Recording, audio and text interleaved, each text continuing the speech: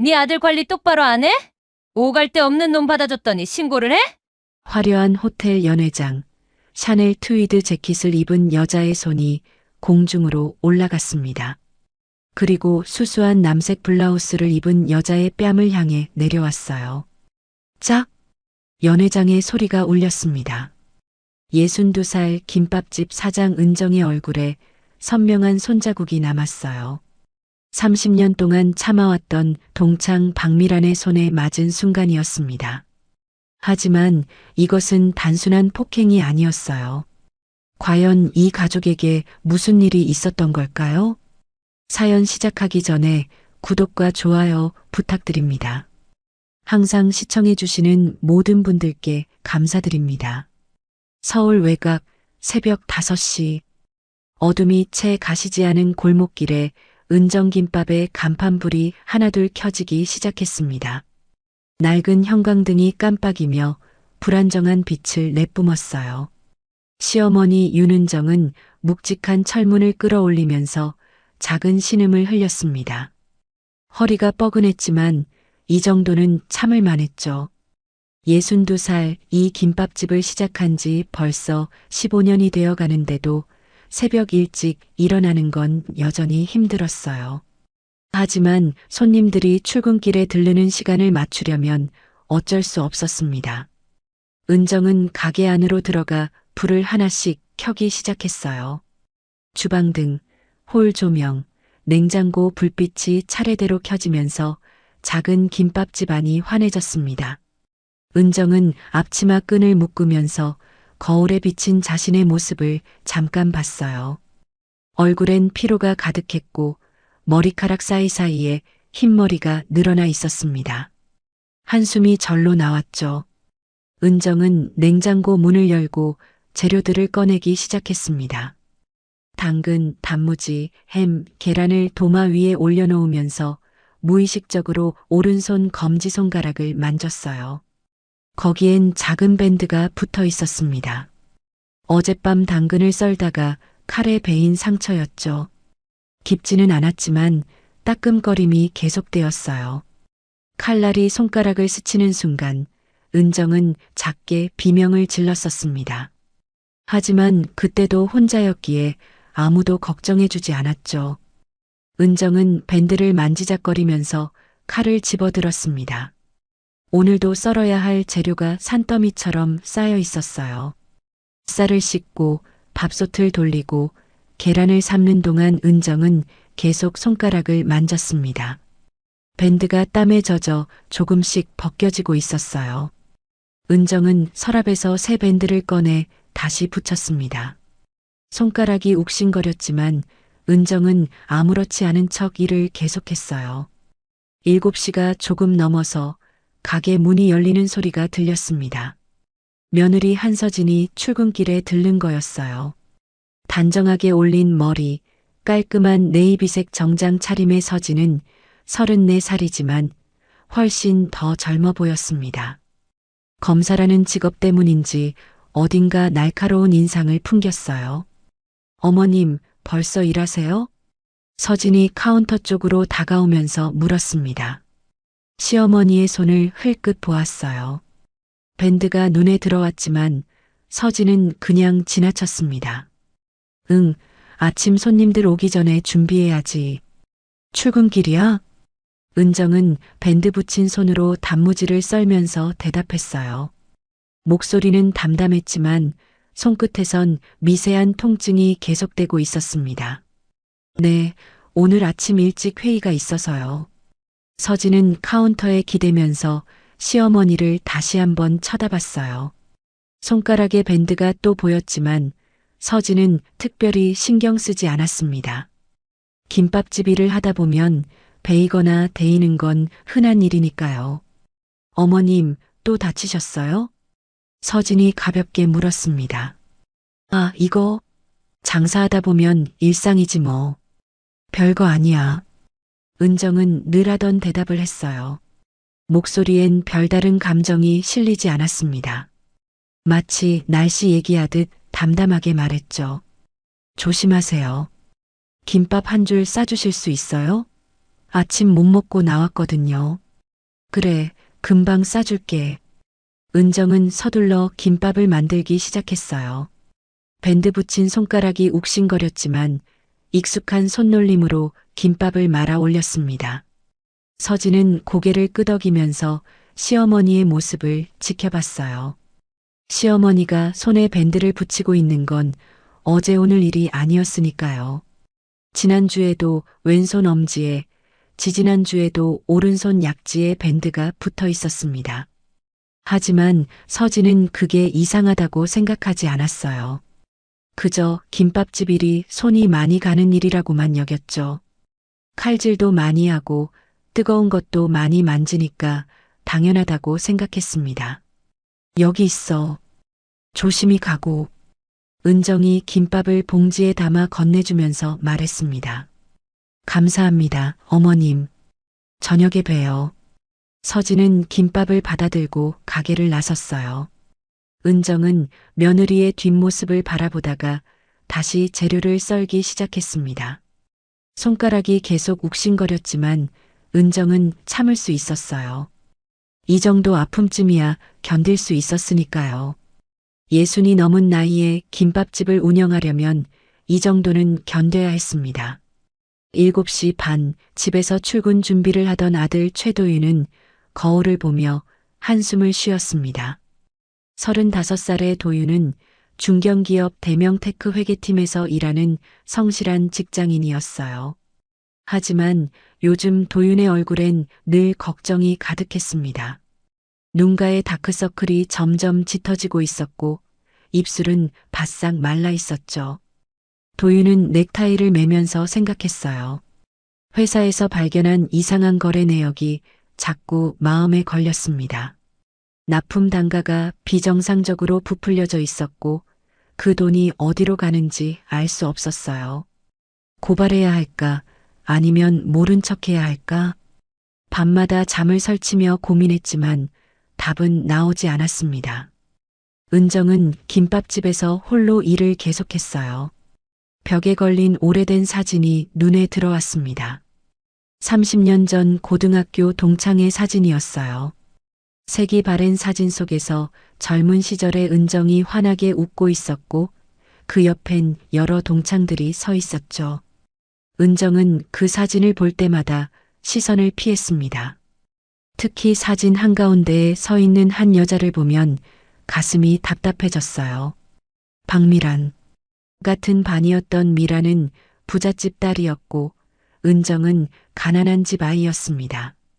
그때도 미란은 은정을 하녀처럼 대했고 지금도 여전히 그랬어요.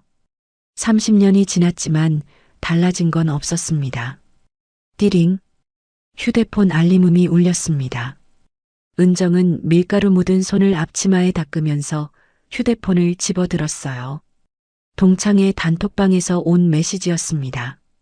이번 주 토요일 오후 3시 그랜드 호텔 3층 연회장에서 만나요. 모두 꼭 오세요. 결석하는 사람 없기를. 메시지를 보낸 사람은 박미란이었어요. 명령조의 문장이 은정의 눈에 들어왔습니다. 은정의 손이 미세하게 떨렸습니다. 동창회라는 단어만 봐도 가슴이 두근거렸죠.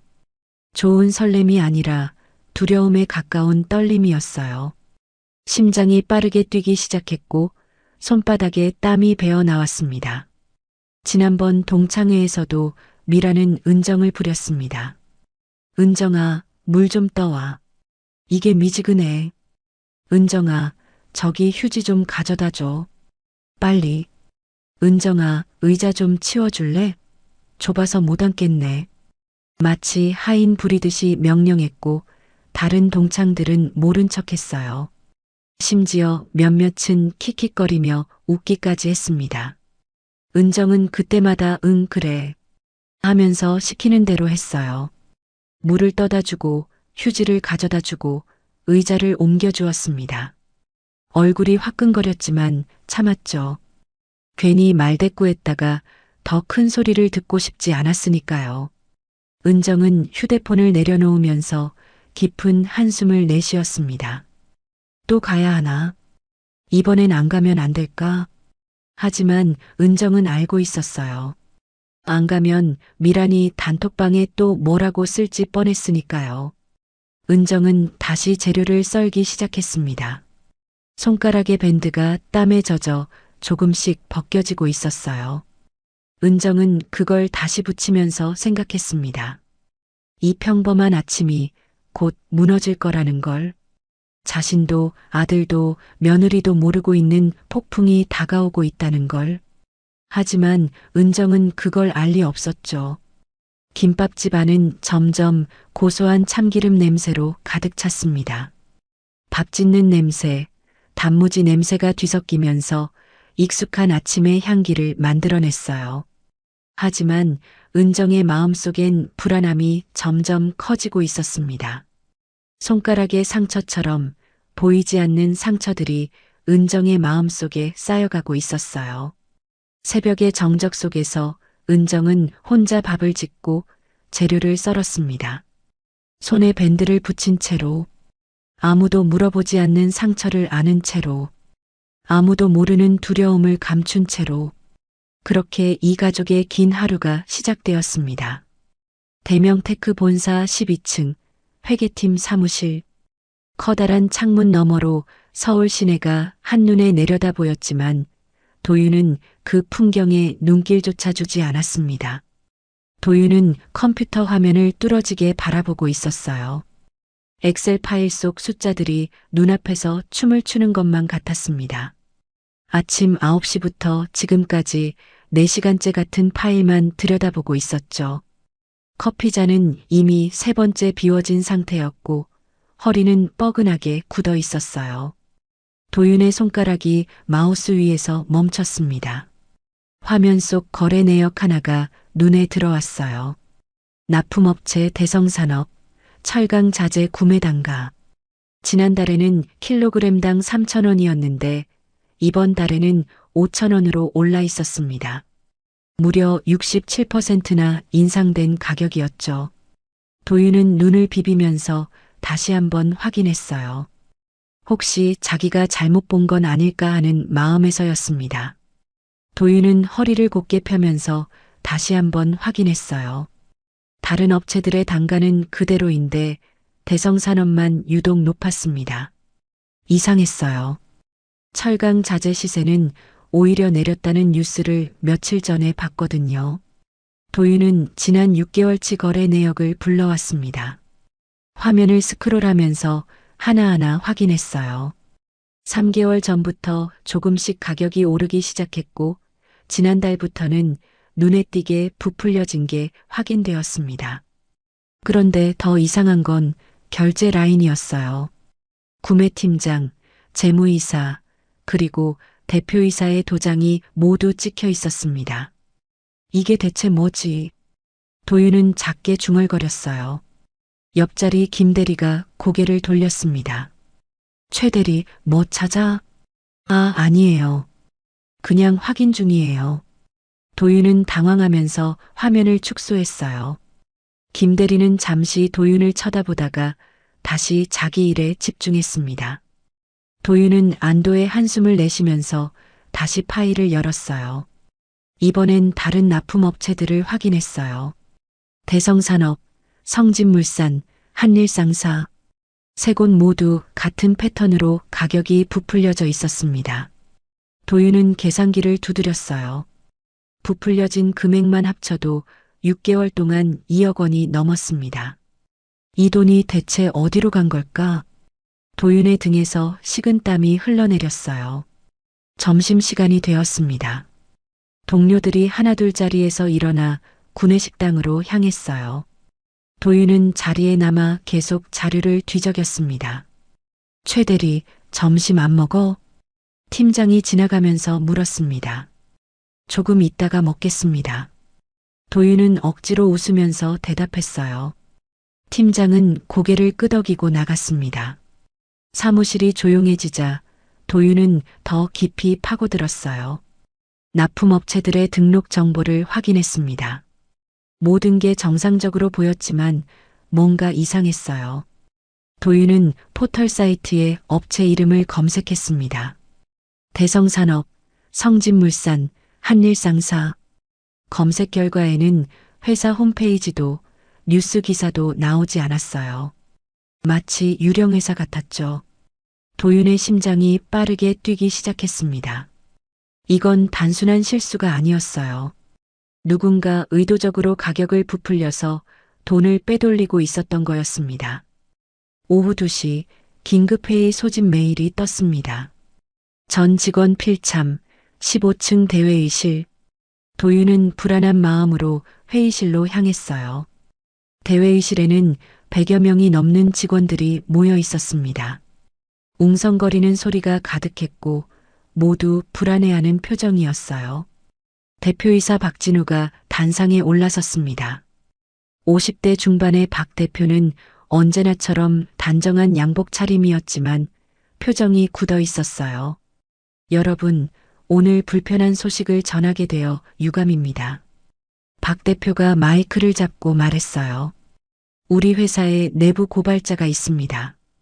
회사의 기밀 정보를 외부에 유출한 배신자가 있다는 얘기죠. 박 대표의 말에 회의실이 술렁거렸어요. 도윤의 얼굴이 창백해졌습니다. 내부 고발자라는 단어가 머릿속에서 맴돌았어요.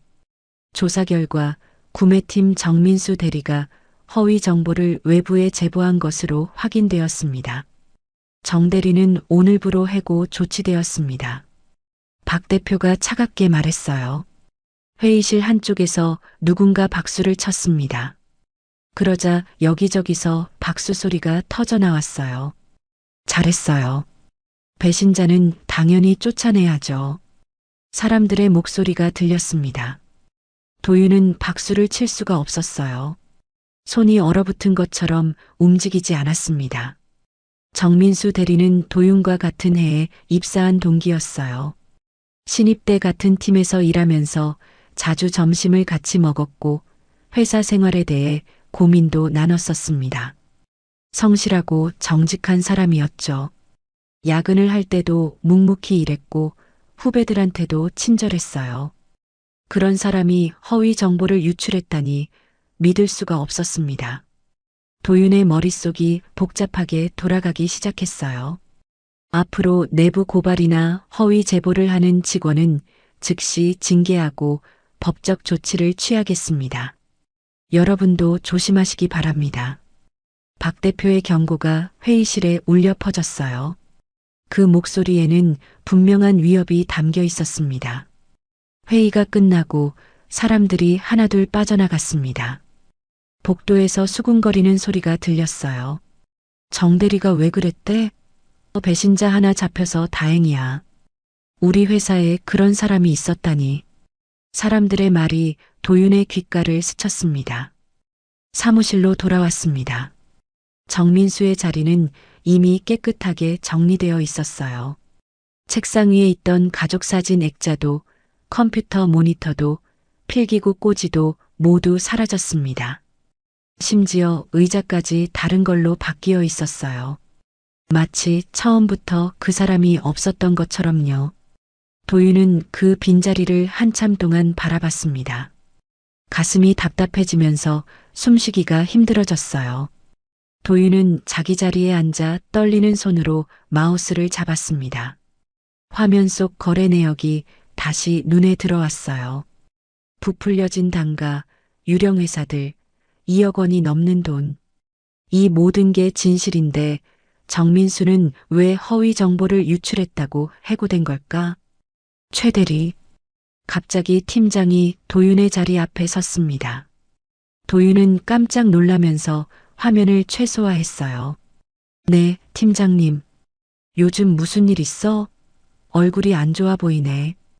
팀장이 걱정스러운 표정으로 물었습니다. 아니에요, 괜찮습니다. 도윤은 억지로 웃으면서 대답했어요. 그래, 너무 무리하지 말고 몸 관리 잘해. 팀장은 어깨를 토닥이고 자기 자리로 돌아갔습니다. 도윤은 팀장의 뒷모습을 바라보다가 화면을 다시 열었어요. 정민수의 빈자리가 시야 끝에 보였습니다. 저 자리가 곧 자기 자리가 될 수도 있다는 생각이 들었어요. 도윤은 파일을 닫았습니다. 하지만 완전히 지우지는 않았어요. USB에 복사해서 가방 깊숙이 넣어두었습니다. 언젠가는 이 진실을 밝혀야 한다는 생각이 들었거든요. 퇴근 시간이 되었지만 도윤은 쉽게 자리에서 일어날 수가 없었습니다. 동료들이 하나둘 퇴근하는 모습을 멍하니 바라봤어요. 수고하셨습니다. 내일 봐요. 인사소리가 들렸지만 도윤은 대답할 힘이 없었습니다. 정민수의 빈자리는 여전히 비어 있었고 그 자리는 내일이면 새로운 사람으로 채워질 거였습니다. 마치 처음부터 정민수라는 사람은 없었던 것처럼요. 도윤은 USB를 꺼내 손바닥 위에 올려놓고 한참을 바라봤습니다. 이 작은 장치 안에 진실이 담겨 있었어요. 부정한 거래의 증거, 2억 원이 넘는 비리의 흔적. 하지만 이 진실을 말하는 순간 도윤도 정민수처럼 사라질 거였습니다. 손이 떨렸어요. 도윤은 가방을 들고 천천히 회사를 나섰습니다. 엘리베이터를 기다리는 동안 구매팀 직원들의 대화가 들렸습니다. 정대리 정말 배신자였네. 우리 팀에 그런 사람이 있었다니 믿기지 않아. 도윤은 고개를 숙였어요. 그들에게 뭐라고 말해야 할지 몰랐습니다. 엘리베이터가 도착했습니다. 도윤은 안으로 들어가 거울에 비친 자신의 얼굴을 봤어요. 창백하고 지쳐 보였습니다. 눈가에는 다크서클이 더 짙어져 있었고 입술은 바싹 말라 있었어요. 이 비밀을 안고 계속 일할 수 있을까? 아니면 정민수처럼 사라져야 할까?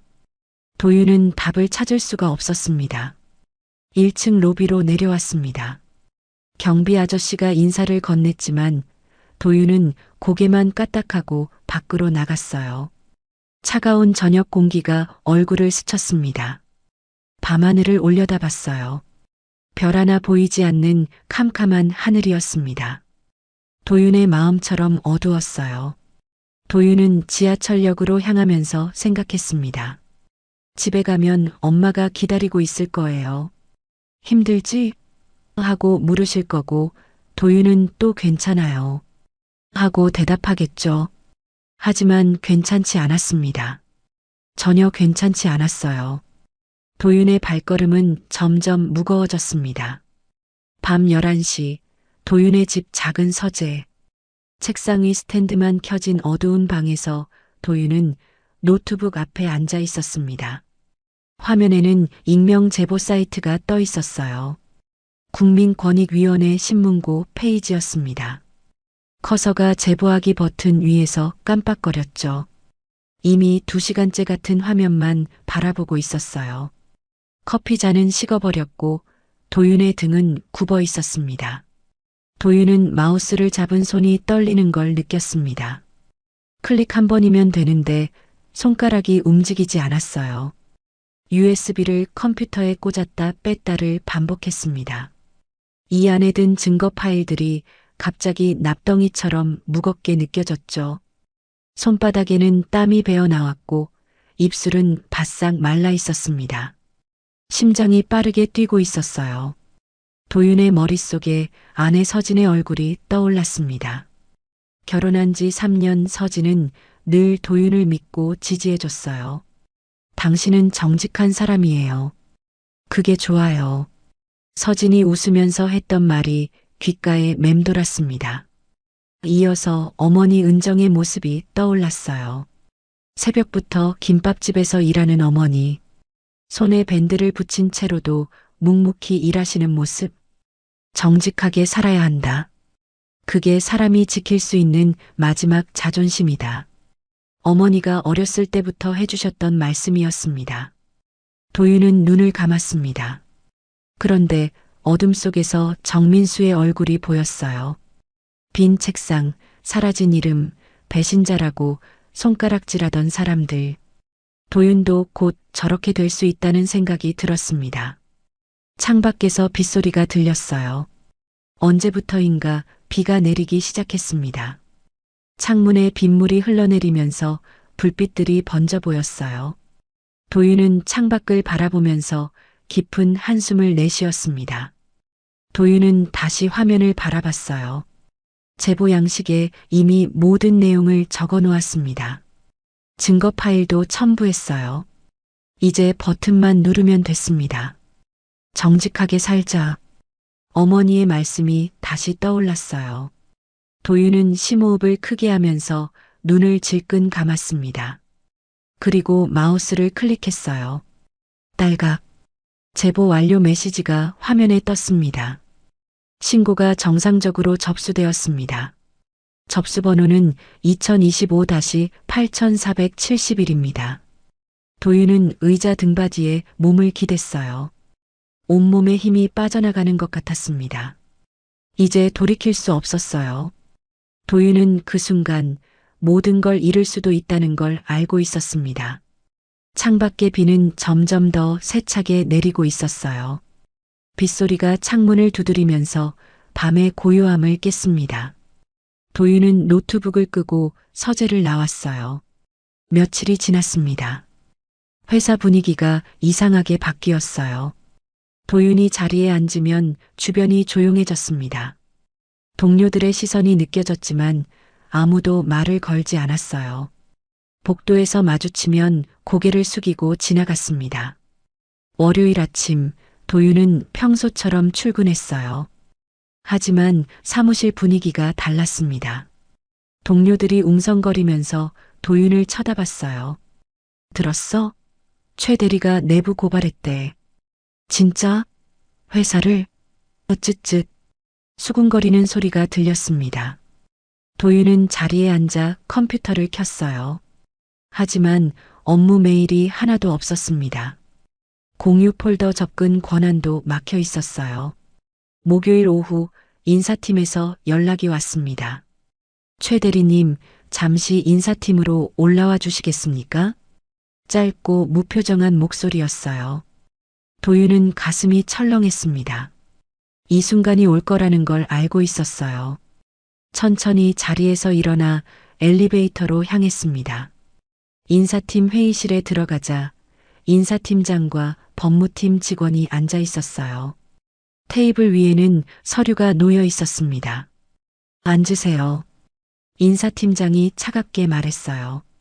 도윤은 의자에 앉으면서 손을 무릎 위에 올려놓았습니다. 최 대리, 내일부터 대기 발령입니다. 인사팀장이 서류를 내밀면서 짧게 통보했어요. 이유가 뭡니까? 도윤이 물었습니다. 내부 조사가 진행 중입니다. 조사가 끝날 때까지 대기하세요. 인사팀장은 더 이상 설명하지 않았어요. 대기 발령. 도윤은 그 단어의 무게를 알고 있었습니다. 사실상 해고 전 단계였어요. 금요일 아침 도윤은 평소처럼 출근했습니다.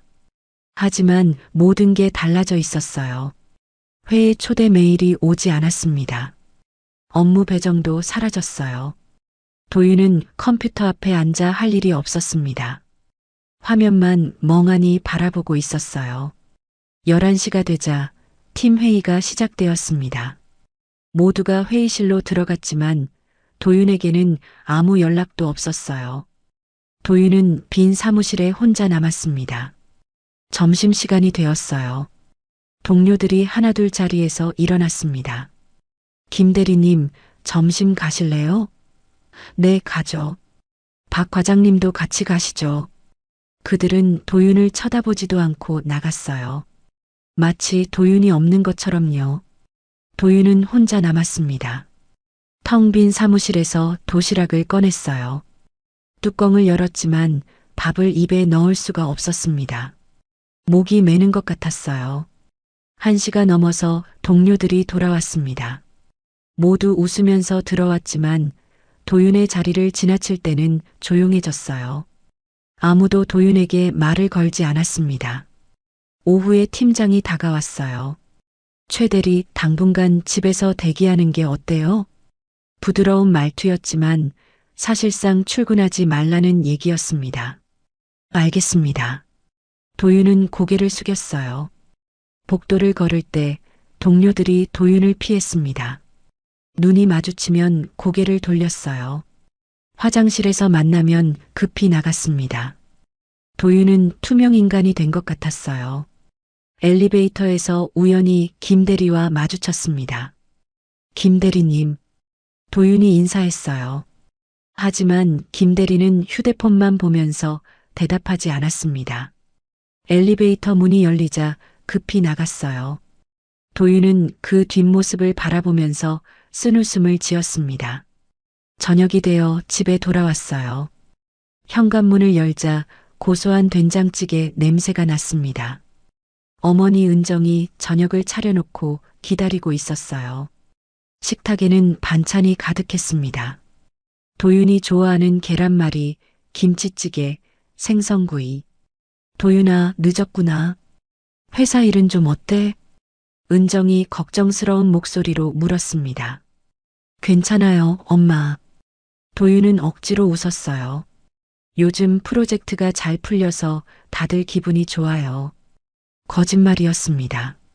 하지만 어머니를 걱정시키고 싶지 않았어요. 은정은 아들의 얼굴을 자세히 봤습니다. 얼굴이 많이 상해 있었어요. 눈밑은 더 짙어졌고 입술은 말라 있었습니다. 아내 서진도 도윤을 쳐다봤어요. 여보, 정말 괜찮아요? 요즘 너무 피곤해 보여요. 서진의 눈빛이 날카로웠습니다. 검사 특유의 직감으로 뭔가 이상하다는 걸 느낀 것 같았어요. 응, 정말 괜찮아. 그냥 좀 바빠서. 도윤은 다시 웃었습니다. 하지만 그 웃음은 오히려 가족을 더 불안하게 만들었어요. 은정은 밥을 먹으면서도 계속 아들을 쳐다봤습니다.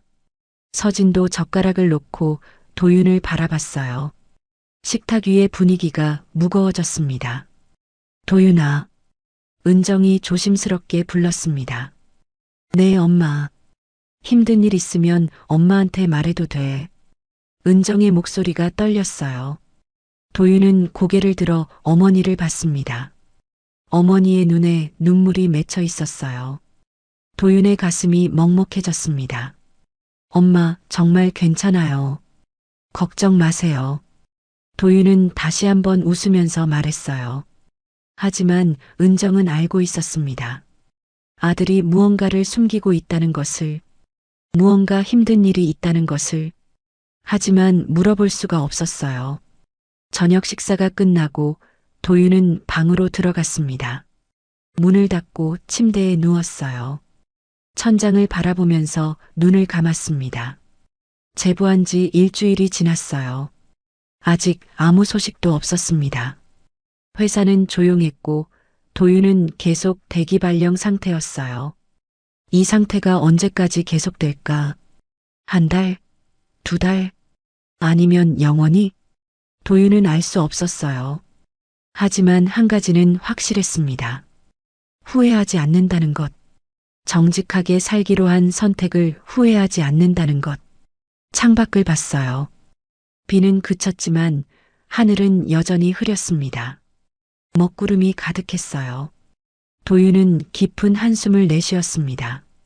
폭풍은 아직 끝나지 않았어요. 아니, 이제 시작인지도 몰랐습니다. 그 웃음이 가족을 더 불안하게 만들었습니다. 은정김밥, 오전 11시. 시어머니 은정은 홀 테이블을 닦으면서 한숨을 내쉬었습니다. 요즘 손님이 부쩍 줄었어요. 예전에는 점심시간이면 자리가 없을 정도였는데 요즘은 한산했습니다. 은정은 걱정이 많아졌어요. 띠링. 문이 열리면서 손님이 들어왔습니다. 40대 초반으로 보이는 여자였어요. 화려한 명품 가방을 들고 있었고 값비싼 옷을 입고 있었습니다. 하지만 얼굴에는 불만이 가득했어요. 어서 오세요. 은정이 웃으면서 인사했습니다. 여자는 대답도 없이 구석 자리에 앉았어요. 가방을 테이블 위에 던지듯 올려놓으면서 주변을 둘러봤습니다. 눈빛이 날카로웠어요. 메뉴판 주세요. 여자가 퉁명스럽게 말했습니다. 은정은 메뉴판을 가져다 드렸어요. 김밥은 참치김밥이랑 야채김밥이 제일 인기 있어요. 알아서 주문할게요. 여자가 차갑게 말하면서 메뉴판을 펼쳤습니다. 은정은 카운터로 돌아왔어요. 뭔가 이상한 느낌이 들었지만 그냥 신경 쓰이는 손님이려니 했습니다. 잠시 후 여자가 주문했어요. 참치김밥 하나요. 네, 금방 만들어 드릴게요. 은정은 주방으로 들어가 김밥을 만들기 시작했습니다. 김을 펼치고 밥을 얹고 재료를 올렸어요. 참치, 당근, 단무지, 시금치. 정성스럽게 말아서 썰었습니다. 은정은 늘 하던 대로 깨끗하게 김밥을 만들었어요. 접시에 담아 나갔습니다. 맛있게 드세요. 여자는 김밥을 보더니 얼굴을 찌푸렸어요. 이게 뭐예요? 김밥이 왜 이렇게 작아요? 저희 김밥은 항상 이 크기인데요. 은정이 조심스럽게 말했습니다. 다른 데보다 작은 것 같은데요.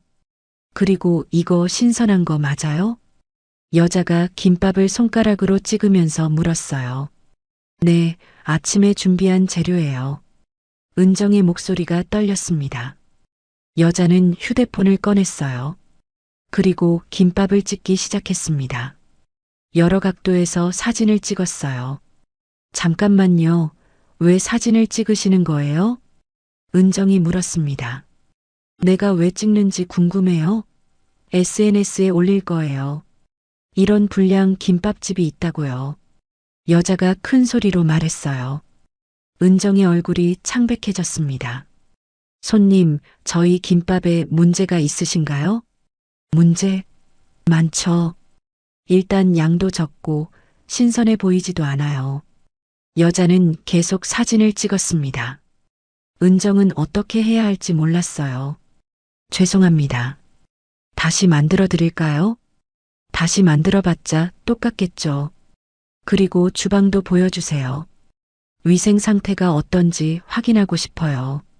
여자가 일어서면서 주방 쪽으로 걸어갔습니다. 손님, 주방은 출입이 안 되는데요. 은정이 막아섰습니다. 왜요? 숨길 게 있어요? 어디 보자. 여자는 은정을 밀치고 주방으로 들어갔어요. 주방은 깨끗했습니다. 은정은 매일 아침 청소를 했거든요. 하지만 여자는 이것저것 뒤적이기 시작했어요. 이 도마 좀 보세요. 칼자국이 이렇게 많아요. 이건 교체해야 하는 거 아니에요? 여자가 도마를 들고 휴대폰으로 찍었습니다. 그건 사용 흔적이지 불결한 게 아니에요. 은정이 설명했습니다. 사용 흔적? 이건 그냥 낡은 거죠. 그리고 이 냉장고 정리가 제대로 안 되어 있네요. 여자는 냉장고 문을 열고 안을 찍었어요. 냉장고 안은 재료들이 정리되어 있었습니다. 하지만 여자는 계속 문제를 지적했어요. 이거 보세요. 채소가 시들었어요. 이런 걸로 장사해요?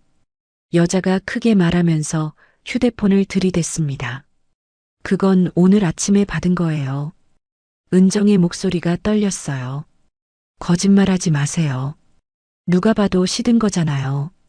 여자는 계속 영상을 찍었습니다. 은정은 눈물이 날 것 같았어요. 하지만 참았습니다. 손님, 제발 그만하세요. 그만하라고요? 저는 소비자예요.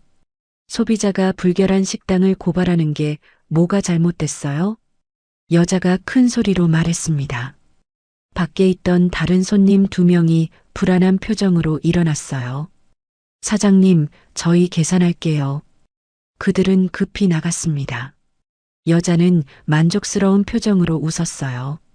그리고 계속 주방을 찍었습니다. 손님, 정말 그만해 주세요. 제발이요. 은정은 연신 고개를 숙이면서 사과했습니다. 인터넷에 올릴 거예요. 불결한 김밥집이라고요. 다들 알아야 해요. 여자가 차갑게 말하면서 주방을 나왔습니다. 계산도 하지 않고 나가려고 했어요. 손님, 계산은요? 이런 불량 음식 먹을 수 없어요. 돈 받으려고요? 여자는 문을 박차고 나갔습니다. 은정은 주저앉았어요. 다리에 힘이 풀렸습니다. 손이 떨렸고 가슴이 답답했어요. 이틀 뒤였습니다. 은정의 휴대폰에 알림이 울렸어요. 며느리 서진이 보낸 링크였습니다. 어머님, 이거 어머님 가게 아니에요? 은정은 링크를 눌렀어요. SNS 영상이 떴습니다. 제목은 불결한 김밥집 고발이었어요. 영상에는 은정의 주방이 나왔습니다. 낡은 도마, 냉장고 안, 시든 채소, 모든 게 확대되어 보였어요. 댓글이 수백 개 달려 있었습니다. 저런 데서 장사를 해? 위생 최악이네. 신고해야 하는 거 아니에요? 악플들이 가득했어요. 은정은 휴대폰을 떨어뜨렸습니다. 눈물이 흘러내렸어요. 그날부터 손님이 뚝 끊겼습니다. 단골 손님들도 오지 않았어요. 가게 앞을 지나가던 사람들이 수군거렸습니다. 여기 그 불결한 김밥집이래. 진짜? 더럽다던데. 은정은 가게 문을 열었지만 아무도 들어오지 않았어요. 하루 종일 손님이 한 명도 없는 날도 있었습니다. 일주일 뒤 보건소에서 연락이 왔어요. 은정김밥 사장님이신가요? 신고가 들어와서 점검을 나가야 할 것 같습니다. 이틀 뒤 보건소 직원 2명이 찾아왔습니다. 흰 가운을 입고 클립보드를 들고 있었어요. 주방 좀 볼게요. 그들은 주방 구석구석을 확인했습니다. 은정은 가슴이 두근거렸어요. 깨끗하게 관리했지만 불안했습니다. 1시간 뒤 점검이 끝났어요. 일단 큰 문제는 없어 보입니다만 도마는 교체하시는 게 좋겠어요. 직원이 말했습니다. 네, 알겠습니다. 은정은 고개를 숙였어요. 하지만 사흘 뒤 영업정지 통보가 날아왔습니다. 위생기준 미달로 2주일간 영업정지. 은정은 통보서를 보면서 무너졌어요. 내가 더 조심했어야 했어. 은정은 작게 중얼거렸습니다. 며느리 서진이 가게에 찾아왔어요. 영업정지 통보서를 보더니 얼굴이 굳어졌습니다. 어머님, 이 점검 과정이 이상해요. 서진이 통보서를 자세히 읽으면서 말했습니다. 뭐가 이상한데? 은정이 물었어요. 점검에서 큰 문제가 없다고 했잖아요. 그런데 왜 갑자기 영업정지가 내려진 거죠?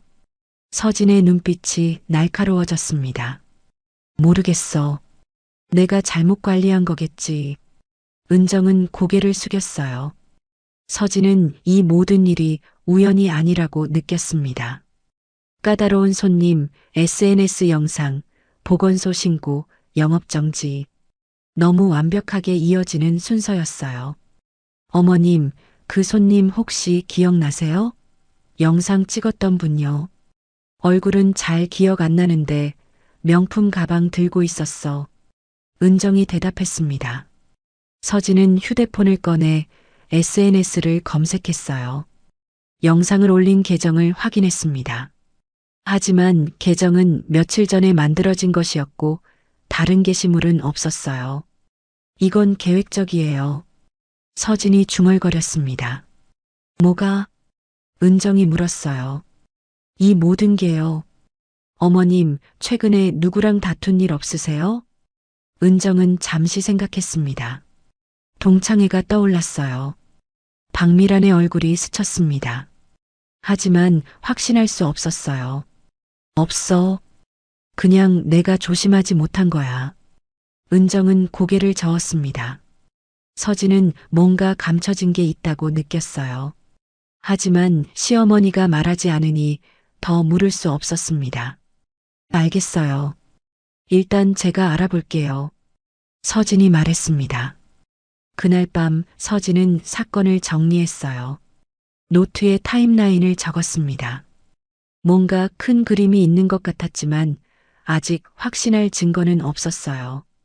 은정은 텅 빈 가게에 혼자 앉아 있었습니다. 영업정지 안내문이 문에 붙어 있었어요. 가게 밖을 지나가는 사람들이 안내문을 보면서 고개를 저었습니다. 은정은 눈물을 닦았어요. 15년 동안 지켜온 가게였습니다. 새벽부터 일어나 김밥을 만들었고 손님들을 웃으면서 맞이했어요. 그런데 이제 모든 게 무너지고 있었습니다. 토요일 오후 1시, 은정의 집 안방. 은정은 옷장 문을 열었다 닫았다를 반복하고 있었습니다. 손이 떨렸고 가슴이 답답했어요. 이번엔 안 가도 되지 않을까? 은정은 혼잣말을 했어요. 문득 아들 도윤의 얼굴이 떠올랐습니다. 요즘 도윤의 표정이 어두웠어요. 회사에서 무슨 일이 있는 것 같았지만 아들은 아무 말도 하지 않았습니다. 은정은 걱정이 되었어요. 은정은 옷장에서 가장 좋은 옷을 꺼냈습니다. 남색 블라우스와 검은색 바지였어요. 10년도 더 된 옷이었지만 제일 깨끗하게 보관해 둔 거였습니다. 옷을 갈아입고 거울 앞에 섰어요. 수수해 보였습니다. 다른 동창들은 명품 옷에 귀걸이, 목걸이를 하고 올 텐데 은정은 한숨을 내쉬었어요. 엄마는 가지 마. 마음속에서 목소리가 들렸습니다. 하지만 안 갈 수도 없었어요. 안 가면 미란이 뭐라고 할지 뻔했습니다. 문득 아들 도윤의 얼굴이 떠올랐어요. 요즘 도윤의 표정이 어두웠습니다. 회사에서 무슨 일이 있는 것 같았지만 아들은 아무 말도 하지 않았어요. 은정은 걱정이 되었습니다. 엄마는 가지 마. 마음속에서 목소리가 들렸어요. 하지만 안 갈 수도 없었습니다. 안 가면 미란이 뭐라고 할지 뻔했어요. 은정은 작은 가방을 들고 집을 나섰습니다. 지하철을 타고 강남으로 향했어요. 차창 밖으로 서울 풍경이 스쳐 지나갔습니다. 2시 45분 그랜드 호텔. 은정은 호텔 입구에서 잠시 멈췄어요. 화려한 샹들리에가 반짝였습니다. 이런 곳은 김밥집 사장인 은정과는 어울리지 않는 것 같았어요. 3층 연회장 문 앞에 안내문이 붙어 있었습니다. 서울여고 85학번 동창회. 은정은 깊은 숨을 들이마시고 문을 열었습니다. 연회장은 화려한 동창들로 가득했어요. 명품 옷, 비싼 가방, 금귀걸이. 웃음소리와 수다 소리가 연회장을 가득 채웠습니다. 은정아, 왔어? 한 동창이 은정을 봤어요. 하지만 인사만 하고 다시 다른 사람과 얘기하기 시작했습니다. 은정은 구석 자리로 갔어요.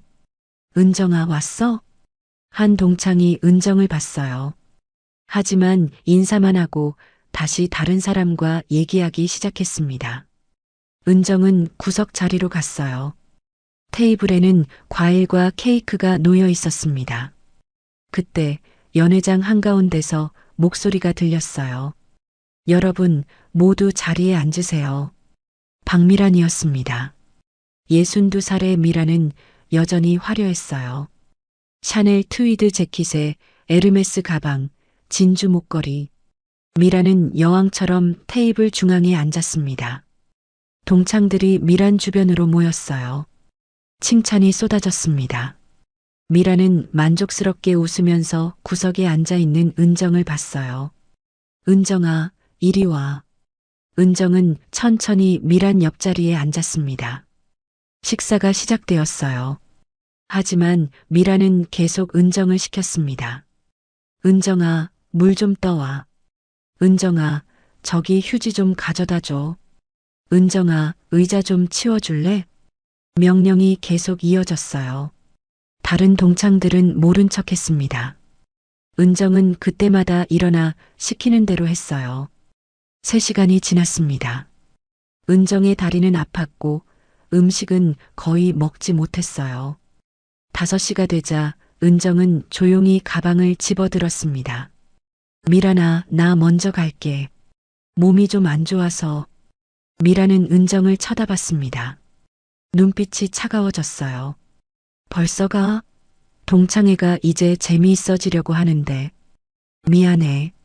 정말 몸이 안 좋아서. 은정이 다시 말했습니다.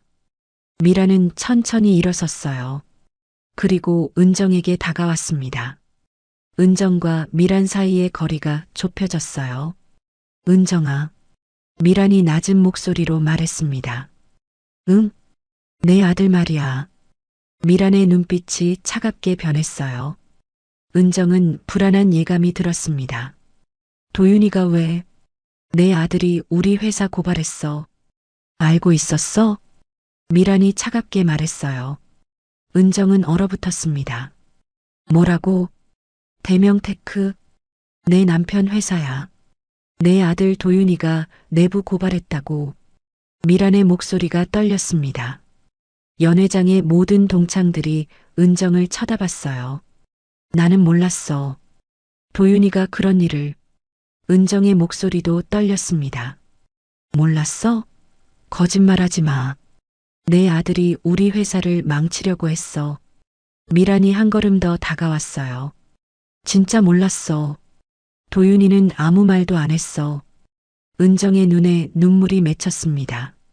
내 아들 때문에 우리 회사가 조사받고 있어.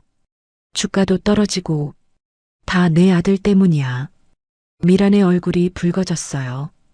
은정은 다리에 힘이 풀리는 것 같았습니다. 도윤이 회사를 고발했다니. 그래서 요즘 그렇게 힘들어했던 거구나. 은정의 머릿속이 복잡해졌어요. 미란아, 미안해. 내가 도윤이한테 얘기할게. 은정이 떨리는 목소리로 말했습니다. 미안하다고? 그게 끝이야? 미란의 목소리가 커졌어요. 내가 어떻게 하면 돼? 은정이 물었습니다. 내 아들이 고발 취소하게 해. 당장. 미란이 명령했어요. 그건 도윤이 결정할 일이야. 은정이 작게 말했습니다. 뭐라고? 미란의 눈이 커졌어요. 도윤이가 고발한 건 이유가 있을 거야. 은정이 떨리는 목소리로 말했습니다. 이유? 이유가 뭐가 중요해? 내 아들이 배신자라고. 미란이 소리쳤어요. 배신자가 아니야. 도윤이는 정직한 아이야. 은정의 목소리에 힘이 들어갔습니다. 그 순간 미란의 얼굴이 일그러졌어요. 30년 동안 쌓인 무언가가 폭발하는 것 같았습니다. 가난한 집아이를 무시했던 기억, 김밥집 사장으로 사는 동창을 깔봤던 순간들. 그런데 그 아들이 자기 남편 회사를 고발했다는 사실. 정직하다고? 그 정직한 아들이 남의 회사 망치려고 하는데? 미란의 손이 떨렸습니다. 미란아. 은정이 한 걸음 물러섰어요. 너희 같은 가난뱅이들이 감히 우릴 건드려? 미란의 목소리가 갈라졌습니다. 미란아, 진정해. 옆에 있던 동창 하나가 말했어요. 하지만 미란은 듣지 않았습니다. 30년 동안 참아왔던 모든 감정이 터져나왔어요. 은정을 하녀처럼 부렸던 이유, 오늘 동창회에 오라고 한 이유, 김밥집에 진상 손님을 보낸 것도 모든 게 복수였습니다. 내가 뭔데 내 아들이 정직하다고 말해? 김밥이나 싸는 주제에. 미란이 소리쳤어요. 은정은 가슴이 아팠습니다. 나는 그래도 정직하게 살았어. 정직하게? 웃기지 마. 미란의 손이 올라갔어요. 미란아, 그만해. 은정이 말했습니다. 하지만 미란의 손은 이미 움직이고 있었어요. 감정이 폭발하면서 이성을 잃었습니다. 짝! 연회장의 소리가 울렸습니다. 은정의 얼굴에 선명한 손자국이 남았어요. 은정은 뺨을 감싼 채 비틀거렸습니다. 사람들은 숨을 죽였어요. 아무도 말리지 않았습니다. 모두 멀찍이 서서 지켜보기만 했어요. 은정은 눈물을 참으면서 고개를 들었습니다. 뺨이 화끈거렸지만 은정은 미란을 똑바로 쳐다봤어요. 미란아, 나는 내가 불쌍해. 은정이 떨리는 목소리로 말했습니다. 뭐라고? 미란이 다시 손을 들려고 했어요. 돈이 많아도 마음이 가난하면 불쌍한 거야. 은정이 말했습니다. 미란의 손이 공중에서 멈췄어요. 은정은 가방을 집어들고 연회장 문을 향해 걸었습니다. 아무도 은정을 말리지 않았어요. 동창들은 그저 멀리서 지켜볼 뿐이었습니다. 은정은 천천히 연회장을 걸어 나왔어요. 한 걸음 한 걸음이 무거웠습니다. 뒤에서 수군거리는 소리가 들렸어요. 저러니까 애가 저 모양이지. 김밥집이나 하면서 자식 교육을 어떻게 했을까? 그 말들이 은정의 등을 찔렀습니다. 연회장 문을 나와 복도로 나왔어요. 은정은 벽에 기대어 섰습니다. 다리에 힘이 풀렸어요. 뺨이 뜨겁게 달아올랐고 눈물이 흘러내렸습니다. 은정은 손으로 뺨을 만졌어요. 아직도 화끈거렸습니다. 손자국이 선명하게 남아있을 거예요. 집에 가면 어떻게 설명하지? 며느리와 아들에게 뭐라고 말하지? 도윤이가 회사를 고발했다니. 그래서 요즘 그렇게 힘들어했던 거구나. 은정은 아들이 자랑스러우면서도 걱정이 되었어요. 정직하게 산다는 게 이렇게 힘든 일인가. 은정은 가방을 꼭 껴안았습니다. 눈물을 닦으면서 천천히 엘리베이터를 향해 걸었어요. 호텔 로비로 내려왔습니다. 화려한 샹들리에가 여전히 반짝이고 있었어요. 밖으로 나오니 저녁 바람이 불었습니다. 은정은 하늘을 올려다봤어요. 어둠이 내리고 있었습니다. 은정은 지하철역으로 향했어요. 사람들이 지나가면서 은정의 뺨을 쳐다봤습니다. 손자국이 눈에 띄었나 봐요. 은정은 고개를 숙이고 빨리 걸었습니다. 같은 시각 그랜드 호텔 18층 복도. 며느리 서진은 검찰 모임을 마치고 걷고 있었습니다. 오늘은 검사들의 분기별 워크숍이 있는 날이었어요. 서진은 서류 가방을 들고 엘리베이터를 향했습니다. 엘리베이터를 탔어요. 1층 버튼을 눌렀습니다. 3층에서 문이 열렸습니다. 누군가 들어오려다가 복도를 보면서 말했어요. 저기 무슨 일 있나 봐요. 서진도 고개를 돌렸어요. 복도 끝 연회장 문이 열려 있었습니다. 그 문틈 사이로 안이 보였어요. 서진은 본능적으로 그쪽을 봤습니다. 그리고 얼어붙었어요. 시어머니 은정이었습니다. 수수한 남색 블라우스를 입은 시어머니, 뺨을 감싸고 서 있었어요. 얼굴에는 선명한 빨간 손자국이 있었습니다. 서진의 세상이 멈춘 것 같았어요. 가방이 손에서 미끄러질 뻔했습니다. 심장이 쿵쾅거렸어요. 어머님, 서진은 작게 중얼거렸습니다.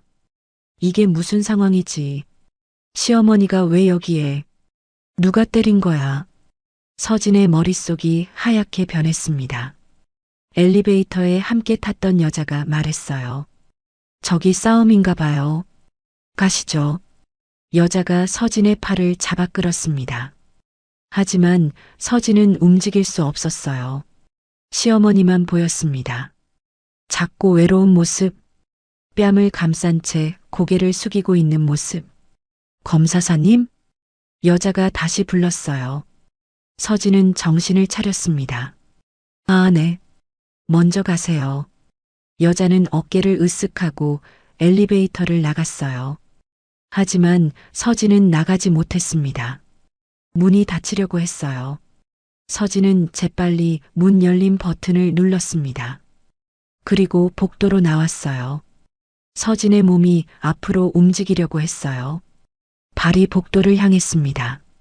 들어가서 시어머니를 지켜야 한다는 생각뿐이었어요. 누가 감히 시어머니를 때려. 한 걸음, 두 걸음. 서진은 연회장을 향해 걸었습니다.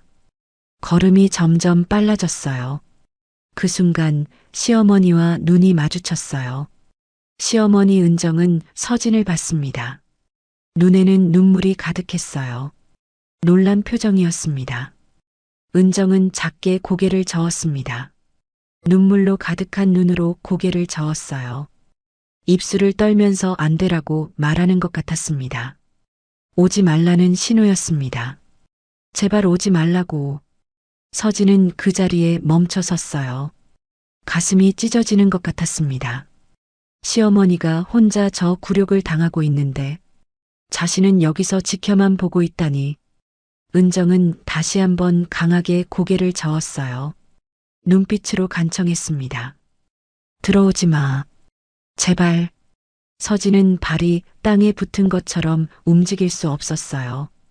시어머니가 원하지 않는데, 들어가면 시어머니가 더 힘들어할 텐데. 은정은 뺨을 감싼 채 천천히 연회장을 나왔습니다. 고개를 숙이고 어깨를 구부리고 한 걸음 한 걸음이 힘겨워 보였어요. 서진과 은정의 시선이 복도 끝에서 마주쳤어요. 은정은 놀란 표정으로 서진을 봤습니다. 서진아. 은정의 목소리가 떨렸습니다. 어머님. 서진도 떨리는 목소리로 대답했어요. 서진은 달려가고 싶었어요. 시어머니를 안아주고 싶었습니다. 괜찮다고, 이제 괜찮다고 말해주고 싶었어요. 하지만 은정은 고개를 저으면서 손을 내저었습니다. 가 있어. 나 괜찮아. 은정이 작게 말하고는 반대편 엘리베이터로 향했어요. 서진은 그 자리에 서서 시어머니의 뒷모습을 봤습니다. 작고 외로운 뒷모습, 구부정한 어깨, 떨리는 걸음걸이, 혼자 감당하려는 모습. 엘리베이터 문이 열렸어요. 은정이 들어갔습니다. 문이 닫히기 직전 은정이 서진을 한 번 더 봤어요. 미안해. 입모양으로 말했습니다. 문이 완전히 닫혔어요. 시어머니가 사라졌습니다. 서진은 그 자리에 멍하니 서 있었어요. 온몸에 힘이 빠졌습니다. 다리가 후들거렸어요. 왜 미안하다고 하시는 거지? 잘못한 건 시어머니가 아닌데. 서진의 눈에 눈물이 맺혔습니다. 서진은 이를 악물었어요. 주먹을 꽉 쥐었습니다. 손톱이 손바닥을 파고들었지만 아픔을 느끼지 못했어요. 분노가 치밀어 올랐습니다. 왜? 서진이 작게 중얼거렸습니다. 왜 시어머니가 저런 일을 당해야 하는 거지? 서진은 연회장 문을 봤어요. 아직 열려 있었습니다. 안에서 웃음소리가 들렸어요. 키득키득, 수군수군. 서진은 천천히 연회장 쪽으로 걸었습니다. 문틈 사이로 안을 들여다봤어요. 화려한 옷을 입은 여자들이 테이블에 앉아 있었습니다. 한 여자가 중앙에 앉아 있었어요. 샤넬 트위드 재킷을 입고 에르메스 가방을 옆에 둔 여자. 진주 목걸이가 목에 걸려 있었습니다. 다이아몬드 반지가 손가락에서 반짝였어요. 그 여자는 미소를 지으면서 주변 사람들과 얘기하고 있었습니다. 마치 아무 일도 없었다는 듯이 방금 전 누군가를 때린 손으로 와인 잔을 들고 있었어요. 주변 동창들도 웃고 있었습니다. 아무도 이상하게 생각하지 않는 것 같았어요. 아니, 모른 척하고 있었습니다. 서진의 머릿속에서 무언가가 타올랐습니다. 분노. 차갑고 날카로운 분노. 검사로서의 본능이 깨어났어요. 이건 폭행이야. 서진이 작게 중얼거렸습니다. 서진은 핸드폰을 꺼냈어요. 카메라를 켜고 연회장 안을 찍었습니다. 중앙에 앉은 여자의 얼굴을 확대해서 찍었어요. 증거가 필요했습니다. 서진은 발길을 돌렸어요. 엘리베이터를 타고 1층으로 내려갔습니다. 로비를 지나 복도를 빠르게 걸었어요. 호텔 직원에게 물었습니다. 관리실이 어디죠? 저쪽 복도 끝입니다. 서진은 복도를 걸었습니다. 구두 소리가 복도에 울렸어요. 호텔 관리실. 서진은 그 앞에 섰습니다. 서진은 가방에서 검사 신분증을 꺼냈어요. 손에 쥐고 잠시 숨을 들이마셨습니다. 지금부터는 며느리가 아니라 검사입니다. 증거를 확보하고 절차를 밟아야 해요. 서진은 심호흡을 크게 했습니다. 문을 두드렸어요. 톡톡톡. 들어오세요. 안에서 목소리가 들렸습니다. 서진은 손잡이를 잡고 문을 열었어요. 관리실 안은 모니터들이 가득했습니다. 여러 화면에 호텔 곳곳이 보였어요. 로비, 복도, 엘리베이터, 연회장. 직원 2명이 책상에 앉아 있었습니다. 안녕하세요. 서진이 말했어요. 직원들이 고개를 들었습니다. 어떻게 오셨어요? 서진은 검사 신분증을 보여줬어요. 직원들의 얼굴이 긴장했습니다. 한 직원은 자리에서 일어났어요. 검사 한서진입니다. 서진의 목소리는 차갑고 단호했어요. 직원들이 서로 눈빛을 교환했습니다. 무슨 일이신가요? 3층 연회장의 CCTV 영상을 확인하고 싶습니다. 서진이 말했습니다. 한 직원이 조심스럽게 물었어요. 영장은 가지고 계신가요? 아직은 초동 조사 단계입니다. 폭행 사건 관련입니다. 협조해 주시면 감사하겠습니다. 서진의 눈빛이 날카로웠어요.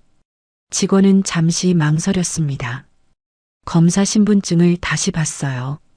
그리고 고개를 끄덕였습니다. 알겠습니다. 잠시만 기다려 주세요. 직원이 컴퓨터 앞에 앉았습니다. 서진은 모니터를 바라봤어요. 화면에는 여러 복도와 로비가 보였습니다. 3층 연회장도 보였어요. 서진의 손이 떨렸습니다. 하지만 얼굴은 차갑게 굳어 있었어요. 검사의 얼굴이었습니다. 몇 시부터 확인하시겠어요? 직원이 물었습니다. 오늘 오후 2시부터 지금까지요. 서진이 대답했어요. 준비됐습니다. 직원이 말했어요. 서진은 의자를 당겨 앉았습니다. 모니터 앞에 섰어요. 화면을 응시했습니다. 보여드리겠습니다. 직원이 마우스를 움직였습니다. 화면이 바뀌기 시작했어요. 오후 2시 3층 연회장 복도. 사람들이 하나둘 들어가고 있었습니다. 서진의 눈빛이 날카로워졌습니다. 이제 모든 것을 확인할 시간이었어요. 2시간 동안 무슨 일이 있었는지, 시어머니가 어떤 고통을 겪었는지, 며느리가 아니라 검사로서 법으로 정의를 세울 시간이었습니다. 관리실 안은 모니터들이 가득했습니다. 여러 화면에 호텔 곳곳이 보였어요. 로비, 복도, 엘리베이터, 연회장. 직원 2명이 책상에 앉아 있었습니다. 안녕하세요. 서진이 말했어요. 직원들이 고개를 들었습니다. 어떻게 오셨어요? 서진은 검사 신분증을 내밀었어요. 직원들의 얼굴이 긴장했습니다. 한 직원은 자리에서 일어났어요. 검사 한서진입니다. 3층 연회장의 CCTV 영상을 확인하고 싶습니다. 서진의 목소리는 차갑고 단호했어요. 직원들이 서로 눈빛을 교환했습니다. 무슨 일이신가요? 폭행 사건입니다. 오늘 오후 2시부터 지금까지의 영상이 필요합니다. 서진이 대답했어요. 한 직원이 조심스럽게 물었습니다. 영장은 가지고 계신가요? 아직은 초동 조사 단계입니다. 협조해 주시면 감사하겠습니다. 서진의 눈빛이 날카로웠어요. 직원은 잠시 망설였습니다. 검사 신분증을 다시 봤어요. 그리고 고개를 끄덕였습니다. 알겠습니다. 잠시만 기다려 주세요. 직원이 컴퓨터 앞에 앉았습니다. 키보드를 두드리는 소리가 관리실에 울렸어요. 딸각딸각. 모니터 화면이 바뀌기 시작했습니다. 몇 시부터 확인하시겠어요? 직원이 물었습니다. 2시부터 6시까지요. 3층 연회장 내부와 복도 영상 모두요. 서진이 대답했어요. 준비됐습니다. 직원이 말했습니다. 서진은 의자를 당겨 앉았어요. 모니터 화면을 응시했습니다. 재생하겠습니다. 직원이 마우스를 클릭했어요. 화면이 움직이기 시작했습니다. 오후 2시 3층 연회장 복도. 사람들이 하나둘 들어가고 있었어요. 빨리 감기해 주세요. 서진이 말했습니다. 화면 속 사람들이 빠르게 움직였어요. 2시 30분, 2시 45분. 여기 멈춰주세요. 서진이 말했어요. 2시 48분. 시어머니 은정이 연회장에 들어가는 모습이 보였습니다. 수수한 남색 블라우스, 작은 가방. 조심스러운 걸음걸이. 서진의 가슴이 먹먹해졌어요. 연회장 내부 영상으로 바꿔주세요. 서진이 말했습니다. 화면이 전환되었어요. 연회장 안이 보였습니다. 테이블에 사람들이 앉아 있었어요. 재생해주세요. 서진이 말했어요. 3시 식사가 시작되었습니다. 한 여자가 테이블 중앙에 앉아 있었어요. 샤넬 트위드 재킷을 입은 여자. 그 옆에 시어머니 은정이 앉아 있었습니다. 3시 5분 여자가 무언가를 말했어요. 시어머니가 일어나 물을 가져왔습니다. 3시 10분 여자가 다시 말했어요. 시어머니가 또 일어나 물을 가져왔습니다. 다시 떠오라 시키는 거네요. 직원이 작게 중얼거렸어요. 서진은 아무 말도 하지 않았습니다. 화면만 응시했어요. 주먹을 꽉 쥐었습니다. 3시 20분 여자가 손짓했어요. 시어머니가 일어나 휴지를 가져왔습니다. 3시 30분 여자가 또 손짓했어요. 시어머니가 의자를 치웠습니다. 3시 40분 시어머니가 웨이터를 불렀어요. 4시, 5시, 2시간 동안 시어머니는 계속 심부름을 했습니다. 한 번도 제대로 앉아 음식을 먹지 못했어요. 계속 일어나고 가져다 주고 치우고. 서진의 손톱이 손바닥을 파고들었습니다. 하지만 서진은 표정을 바꾸지 않았어요. 차갑게 화면을 지켜봤습니다. 5시 40분 시어머니가 일어났어요. 가방을 집어들었습니다. 여자가 시어머니를 막았어요. 둘이 얘기하기 시작했습니다. 음성도 들을 수 있나요? 서진이 물었습니다. 죄송합니다. 연회장 내부는 영상만 있고 음성은 없습니다. 직원이 대답했어요. 서진은 고개를 끄덕였습니다. 화면을 계속 봤어요. 여자의 표정이 변했습니다. 화가 난 얼굴이었어요. 입을 크게 벌리면서 뭔가를 말했습니다. 시어머니는 고개를 숙였어요. 여자가 계속 말했습니다. 손을 휘둘렀어요. 주변 사람들이 놀란 표정으로 봤습니다. 그 순간 여자의 손이 올라갔어요. 그리고 시어머니의 뺨을 향해 내려왔습니다. 짝! 소리는 들리지 않았지만 서진은 그 소리를 들은 것 같았어요. 화면 속 시어머니는 뺨을 감싸고 비틀거렸습니다. 멈춰주세요. 서진이 말했습니다. 영상이 멈췄어요. 화면에는 시어머니가 뺨을 맞는 순간이 정지되어 있었습니다. 여자의 손, 시어머니의 뺨, 선명한 손자국. 서진은 그 장면을 한참 동안 봤어요. 숨을 깊게 들이마셨습니다. 그리고 천천히 내쉬었어요. 이 영상 USB에 복사할 수 있을까요? 서진이 물었습니다. 네, 가능합니다. 직원이 USB를 꺼냈어요. 오후 2시부터 6시까지 전체 영상 부탁드립니다. 복도와 연회장 내부 모두요. 서진이 말했습니다. 알겠습니다. 직원이 컴퓨터를 조작하기 시작했어요. 파일 복사창이 떴습니다. 진행률 바가 천천히 채워지기 시작했어요. 10%, 20%, 30%. 서진은 기다리면서 화면을 다시 봤습니다. 정지된 화면, 뺨을 맞는 시어머니.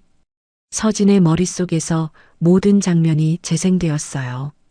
2시간 동안의 괴롭힘, 물을 다시 떠오라 시키는 장면, 의자를 치우게 하는 장면, 휴지를 가져오게 하는 장면, 웨이터를 부르게 하는 장면, 그리고 마지막 뺨을 때리는 결정적 순간.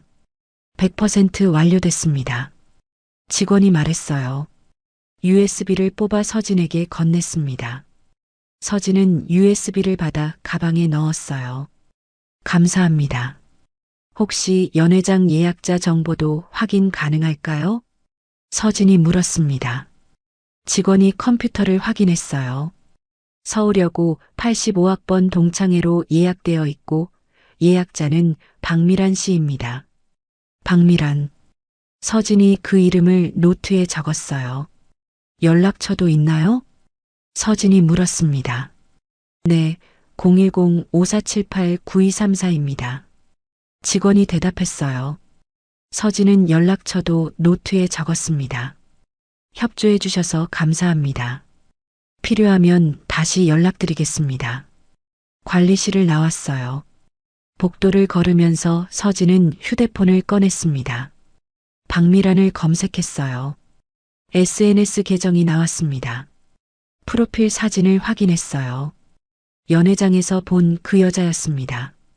서진은 스크롤을 내렸어요. 최근 게시물들을 봤습니다. 명품 가방 사진, 호화로운 레스토랑, 해외여행, 그리고 한 게시물이 눈에 띄었어요. 남편과 함께 대명 테크 창립 20주년 파티. 사진에는 박미란과 한 남자가 서 있었습니다. 서진은 사진을 확대했어요. 남자의 얼굴을 자세히 봤습니다. 서진은 다시 검색했어요. 대명 테크 대표. 검색 결과가 나왔습니다. 박진우, 대명 테크 대표이사.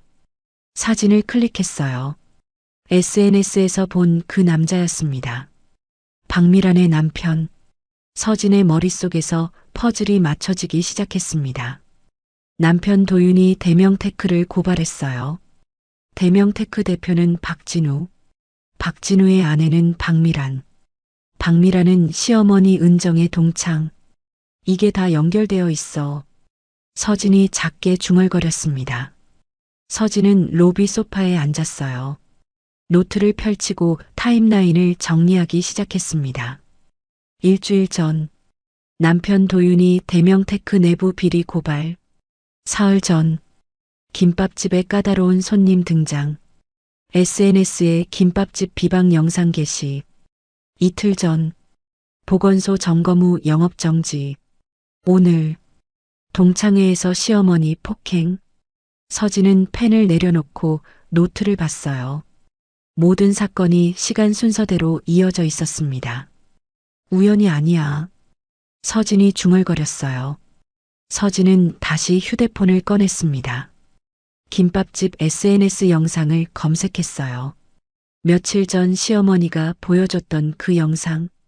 영상을 재생했습니다. 까다로운 손님이 주방을 찍는 장면. 낡은 도마. 냉장고 안. 시든 채소. 영상을 찍은 계정을 확인했어요. 정의로운 소비자. 며칠 전에 만들어진 계정. 다른 게시물은 없었습니다. 가짜 계정이야. 서진이 말했어요. 서진의 얼굴에서 감정이 사라졌습니다. 차갑게 변했어요. 검사의 얼굴이었습니다. 머릿속은 차갑게 계산을 시작했어요. 폭행죄, 명예훼손, 업무방해, 허위사실 유포, 내부 고발자 보복. 서진은 노트에 하나씩 적어 내려갔습니다. 증거 하나. 호텔 CCTV 영상. 2시간 분량의 괴롭힘과 폭행. 증거 둘. 김밥집 SNS 비방 영상. 계획적 명예훼손. 증거 셋. 영업정지 통보서. 보건소 점검 과정의 의혹. 증거 넷. 도윤의 내부 고발 자료. 대명 테크 비리. 서진은 펜을 들고 마지막 줄을 적었습니다. 이건 우발이 아니라 구조다. 박미란이 남편 회사를 고발한 도윤의 가족에게 계획적으로 보복한 거예요. 김밥집을 망가뜨리고 시어머니에게 굴욕을 줬습니다. 모든 게 치밀하게 계획된 복수였어요. 서진은 노트를 덮었습니다. 가방에 넣고 일어섰어요. 이제 움직일 때였습니다. 며느리가 아니라 검사로서 법으로 정의를 세울 시간이었어요. 그날 밤 11시 도윤의 집 거실. 도윤은 소파에 앉아 휴대폰을 보고 있었습니다. 화면에는 문자 메시지가 떠 있었어요. 발신자는 대명 테크 인사팀장이었습니다. 문자를 받은 건 1시간 전이었어요. 하지만 도윤은 아직도 화면만 응시하고 있었습니다. 여보, 뭐 보고 있어요? 아내 서진이 부엌에서 나오면서 물었어요. 도윤은 고개를 들었습니다. 회사에서 문자가 왔어. 서진이 도윤 옆에 앉았어요. 무슨 문자요? 도윤은 휴대폰을 서진에게 건넸습니다. 서진이 화면을 봤어요. 박도윤 대리님, 회사 측에서 제안이 있습니다. 내부 고발을 취소해 주시면 퇴직금 3천만 원과 타사 추천서를 보장하겠습니다. 내일 오전까지 답변 부탁드립니다. 대명테크 인사팀장. 서진의 얼굴이 굳어졌어요. 이게 뭐예요? 회유야. 아니, 협박이지. 도윤이 작게 말했습니다. 여보. 서진이 도윤의 손을 잡았어요. 도윤의 손은 차갑게 식어 있었습니다. 떨리고 있었어요. 어떻게 할 거예요? 서진이 물었습니다. 모르겠어. 정말 모르겠어. 도윤이 대답했어요. 서진은 아무 말도 하지 않았습니다. 도윤의 손을 꽉 잡았어요. 그때 시어머니 은정이 방에서 나왔습니다. 뺨에 손자국은 아직도 남아 있었어요. 파스를 붙이고 있었지만 선명했습니다. 아직 안 자니? 은정이 물었어요. 네, 어머님. 생각할 게 있어서요. 도윤이 대답했습니다. 은정은 거실 테이블 앞에 앉았어요. 무슨 일이야? 도윤은 잠시 망설였습니다. 그리고 휴대폰을 시어머니에게 보여줬어요. 은정이 문자를 읽었습니다. 천천히 한 글자 한 글자. 얼굴이 창백해졌어요. 도윤아. 은정의 목소리가 떨렸습니다. 네, 엄마. 이거 받아들여. 은정이 말했어요. 도윤과 서진이 놀란 표정으로 은정을 봤습니다. 엄마, 무슨 말씀이세요? 도윤이 물었어요. 3천만 원이면 당분간 생활할 수 있어. 추천서도 있으면 다른 회사 갈 수 있고. 은정이 말했습니다. 어머님. 서진이 불렀어요. 서진아, 너도 알잖아. 도윤이 지금 직장 없으면 우리 어떻게 살아? 은정의 눈에 눈물이 맺혔습니다. 도윤은 고개를 숙였어요. 주먹을 꽉 쥐었습니다. 엄마가 뭘 잘못했길래 도윤이까지 이렇게 힘들어야 하니? 은정이 울먹였어요. 엄마 잘못 아니에요. 도윤이 말했습니다. 그럼 뭐야? 내가 동창회 안 갔으면 됐잖아. 내가 참았으면 됐잖아. 은정이 눈물을 닦았어요. 서진은 시어머니를 안아줬습니다. 어머님, 어머님 잘못이 아니에요. 거실이 조용해졌어요. 시계 소리만 똑딱똑딱 울렸습니다. 도윤은 일어나 창문 쪽으로 갔습니다. 밤하늘을 바라봤어요.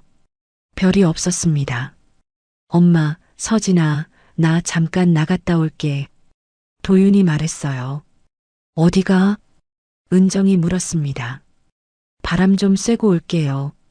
도윤이 현관으로 향했습니다. 밖으로 나왔어요. 차가운 바람이 불었습니다. 도윤은 아파트 단지를 걷기 시작했어요. 머릿속이 복잡했습니다. 3천만 원. 추천서. 새로운 시작. 하지만 다른 한편으로는 정의, 양심, 옳은 일. 도윤은 벤치에 앉았어요. 하늘을 올려다봤습니다. 그때 어머니 은정의 얼굴이 떠올랐어요. 뺨에 남은 손자국, 눈물로 가득한 눈, 고개를 숙이고 혼자 걸어나가던 뒷모습. 왜 우리 엄마가? 도윤이 작게 중얼거렸습니다. 도윤은 주머니에서 휴대폰을 꺼냈어요. USB를 떠올렸습니다. 2억 원대의 횡령, 허위 계약, 탈세, 모든 증거가 검찰에 넘어간 상태였어요. 이제 와서 고발을 취소한다고 해서 달라질 게 있을까? 아니, 달라질 게 있었습니다. 회사 측에서는 내부 고발자가 취소했다고 주장할 수 있었어요. 증거의 신빙성이 떨어진다고 말할 수 있었습니다. 그래서 회유하는 거겠지. 도윤이 중얼거렸어요. 도윤은 문자창을 열었습니다.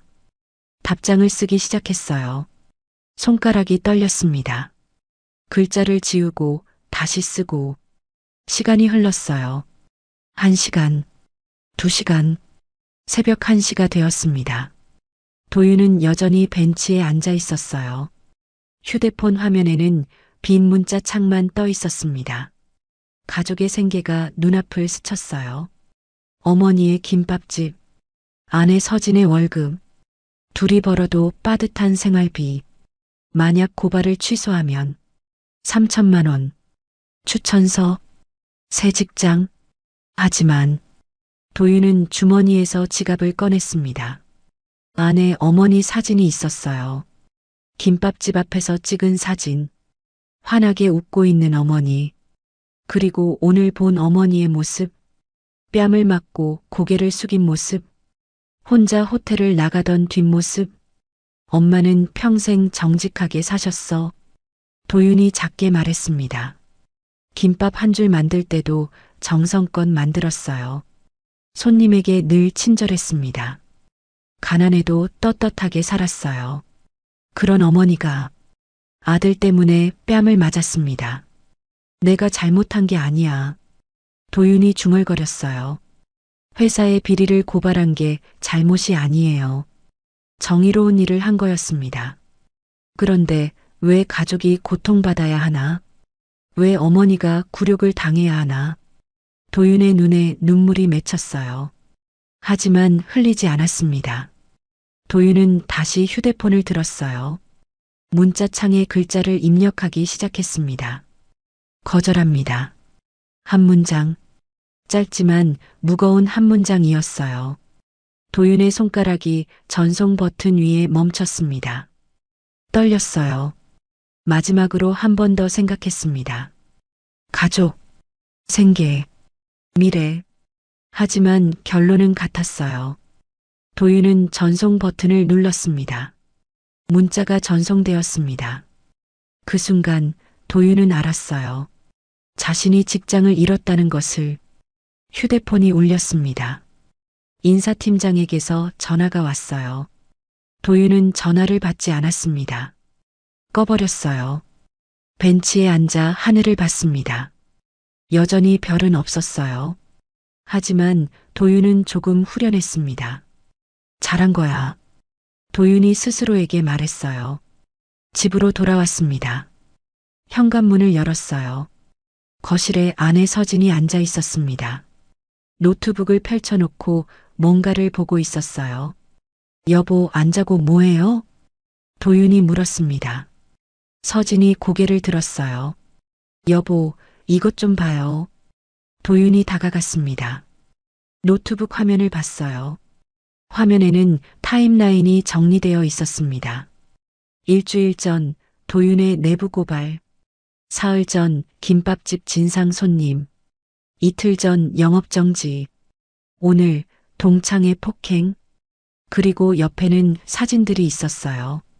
박미란의 SNS 사진, 대명테크 대표 박진우의 사진. 여보, 이게 뭐예요?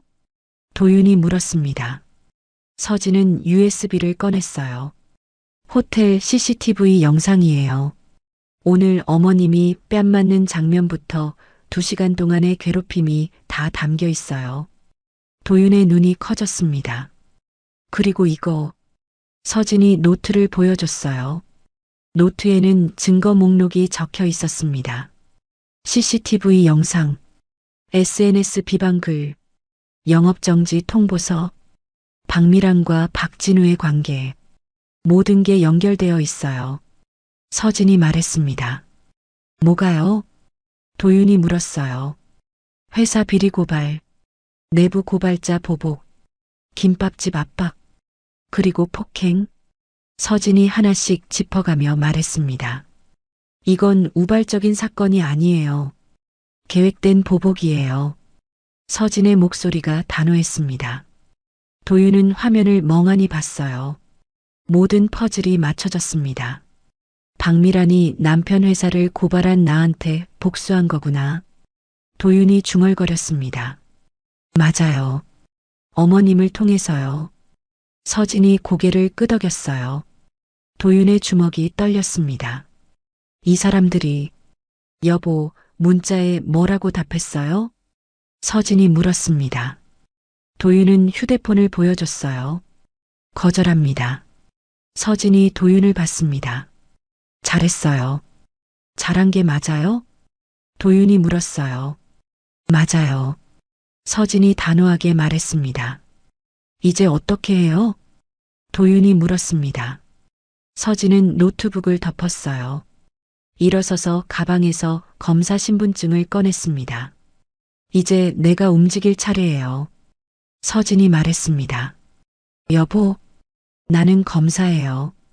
증거가 있고 범죄가 있으면 움직여야 해요. 서진의 눈빛이 차갑게 빛났습니다. 도윤은 아내를 봤어요. 서진의 얼굴에는 감정이 없었습니다. 검사의 얼굴이었어요. 모든 퍼즐이 맞춰졌어요. 서진이 말했습니다. 회사 비리, 내부 고발자 보복, 김밥집 압박, 폭행. 서진이 하나씩 손가락으로 꼽았어요. 폭행죄, 명예훼손, 업무방해, 내부 고발자 보복. 서진의 목소리가 낮아졌습니다. 도윤은 아무 말도 하지 못했어요. 그저 아내를 봤습니다. 이제 움직일 때예요. 서진이 말했습니다. 법으로 정의를 세울 시간이에요. 서진이 노트를 집어들었습니다. 도윤은 고개를 끄덕였어요. 고마워, 서진아. 고마울 것 없어요. 이건 내 일이에요. 서진이 말했습니다. 며느리로서가 아니라 검사로서요. 서진의 눈빛이 결연했습니다. 그날 밤, 도윤은 직장을 잃었습니다. 하지만 정의를 지켰어요. 서진은 모든 증거를 확보했습니다. 이제 움직일 때였어요. 다음 날 아침 9시 서울중앙지검. 서진은 책상 앞에 앉아 서류를 정리하고 있었습니다. USB, CCTV 영상, 타임라인, 증거 목록. 모든 자료가 책상 위에 펼쳐져 있었어요. 서진은 영장 청구서를 작성하기 시작했습니다. 키보드를 두드리는 소리가 사무실에 울렸어요. 피의자 1 박진우, 대명테크 대표이사, 혐의 횡령, 배임, 내부 고발자 보복. 피의자 2 박미란, 박진우의 배우자, 혐의 폭행, 명예훼손, 업무방해. 서진의 손가락이 빠르게 움직였습니다. 증거 자료를 첨부했어요. CCTV 영상 파일, SNS 비방 게시물 캡처, 영업정지 통보서, 내부 고발 자료. 2시간 뒤 서진은 영장 청구서를 완성했습니다. 출력해서 상사에게 가져갔어요. 부장님, 영장 청구권입니다. 서진이 말했습니다. 부장이 서류를 받아 읽기 시작했어요. 눈썹이 올라갔습니다. 대명테크? 요즘 뉴스에 나오는 그 회사? 부장이 물었습니다. 네, 맞습니다. 서진이 대답했어요. 증거가 확실한가? 부장이 물었습니다. 확실합니다. CCTV 영상, 내부 고발 자료, 모든 게 갖춰져 있습니다. 서진의 목소리가 단호했어요. 부장은 서류를 다시 봤습니다. 고개를 끄덕였어요. 좋아, 진행해. 부장이 서류에 결제 사인을 했습니다. 서진은 영장 청구서를 들고 법원으로 향했어요. 오후 3시 영장이 발부되었습니다. 서진은 즉시 수사팀을 소집했어요. 지금부터 체포 작전을 시작합니다. 오후 5시 대명테크 본사, 검찰 수사팀이 건물로 들어갔습니다. 서진이 앞장섰어요. 15층 대표이사실. 문이 열렸습니다. 박진우가 책상에 앉아 있었어요. 서류를 보고 있었습니다. 박진우 씨? 서진이 물었습니다. 박진우가 고개를 들었어요. 누구시죠? 검사 한서진입니다. 횡령 및 배임, 내부 고발자, 보복 혐의로 체포합니다. 서진이 영장을 보여줬어요. 박진우의 얼굴이 창백해졌습니다. 뭐라고요? 수사관들이 다가갔어요. 수갑을 꺼냈습니다. 손 내밀어 주세요. 수사관이 말했습니다. 잠깐, 이게 무슨 일입니까? 변호사 부를 시간 좀 주세요. 박진우가 당황하면서 말했어요. 체포 후에 연락하실 수 있습니다. 서진이 차갑게 말했습니다. 찰칵. 수갑이 박진우의 손목에 채워졌습니다. 박진우는 고개를 숙였어요. 수사관들에게 이끌려 사무실을 나갔습니다. 직원들이 복도에서 지켜봤어요. 속삭이는 소리가 들렸습니다. 대표님이 체포됐어. 무슨 일이야? 같은 시각 강남구 청담동 고급 아파트 30층 박미란의 집이었습니다. 초인종이 울렸어요. 박미란이 문을 열었습니다. 서진과 여성 수사관이 서 있었어요. 박미란 씨? 서진이 물었습니다. 네, 그런데요? 미란이 대답했습니다. 검사 한서진입니다. 폭행 및 명예훼손 혐의로 체포합니다. 서진이 영장을 보여줬어요. 미란의 얼굴이 일그러졌습니다. 뭐라고요? 무슨 폭행? 지난 토요일 그랜드 호텔 동창회에서의 폭행건입니다. 서진이 말했습니다. 미란의 눈이 커졌어요. 그건 그냥 증거가 있습니다. CCTV 영상입니다. 서진이 차갑게 말했어요. 여성 수사관이 수갑을 꺼냈습니다. 손 내밀어 주세요. 수사관이 말했습니다. 잠깐만요. 이건 오해예요. 그냥 동창들끼리 있었던 일이에요. 미란이 변명했습니다. 그럼 법정에서 해명하시면 됩니다. 서진이 말했어요. 찰칵. 수갑이 미란의 손목에 채워졌습니다. 미란은 고개를 들지 못했어요. 명품 가방과 보석들로 가득한 집을 뒤로하고 끌려나갔습니다. 엘리베이터 안. 미란은 거울에 비친 자신의 모습을 봤어요. 수갑 찬 손, 초라한 얼굴. 며칠 전 동창회에서 웃던 모습은 어디에도 없었습니다. 그날 저녁 9시 뉴스, 메인 뉴스로 보도되었습니다. 대명테크 대표 박진우와 그의 아내 박미란이 오늘 검찰에 체포되었습니다. 앵커의 목소리가 울려 퍼졌어요. 화면에는 박진우가 수갑 찬 채 검찰청으로 들어가는 모습이 나왔습니다. 고개를 숙이고 손으로 얼굴을 가렸어요. 이어서 박미란의 모습도 나왔습니다. 명품 코트를 입었지만 수갑이 채워진 손, 카메라를 피하려고 고개를 돌렸어요. 박진우는 횡령 및 배임 혐의로, 박미란은 폭행 및 명예훼손 혐의로 구속수사를 받게 됩니다. 앵커가 말했습니다. 뉴스를 보는 사람들이 많았어요. 대명테크 직원들, 동창회에 있었던 사람들, 그리고 은정의 김밥집 단골 손님들, 모두가 화면을 봤습니다. 수갑찬 박미란의 모습을. 다음 날부터 대명테크는 무너지기 시작했습니다. 거래처들이 하나둘 연락을 끊었어요. 죄송하지만 대명테크와의 거래는 중단하겠습니다. 회사 이미지 때문에 어쩔 수 없습니다. 계약이 취소되었습니다. 직원들이 회사를 떠나기 시작했어요. 일주일 뒤 대명테크는 법정 관리에 들어갔습니다. 사실상 붕괴한 거예요. 같은 시각 도윤은 새로운 곳을 찾아다니고 있었습니다. 이력서를 들고 여러 회사를 방문했어요. 처음에는 쉽지 않았습니다. 내부 고발자시죠? 저희는 좀 거절당하기도 했어요. 하지만 도윤은 포기하지 않았습니다. 계속 이력서를 넣었어요. 2주일 뒤 한 중견기업에서 연락이 왔습니다. 박도윤 씨 면접 보러 오시겠습니까? 전화를 받은 도윤의 얼굴이 밝아졌어요.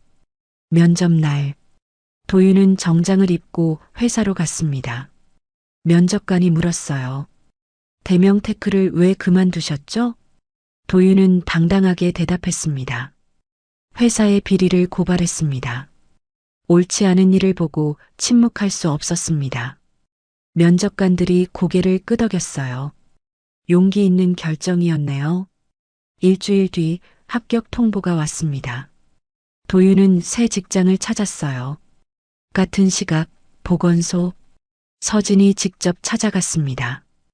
은정김밥 영업정지 건으로 왔습니다. 서진이 말했어요. 담당자가 서류를 확인했습니다. 네, 어떻게 오셨어요? 재조사를 요청합니다. 이 영업정지는 계획적인 보복의 일환이었습니다. 서진이 증거 자료를 보여줬어요. SNS 비방 영상, 가짜 계정, 박미랑과의 연결고리. 담당자는 자료를 꼼꼼히 봤습니다. 얼굴이 굳어졌어요. 이건 명백한 무고건이네요. 담당자가 말했습니다.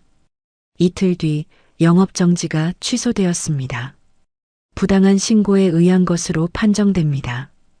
공문이 날아왔어요. 은정은 공문을 받아들고 한참을 봤습니다. 눈물이 흘러내렸어요. 하지만 웃고 있었습니다.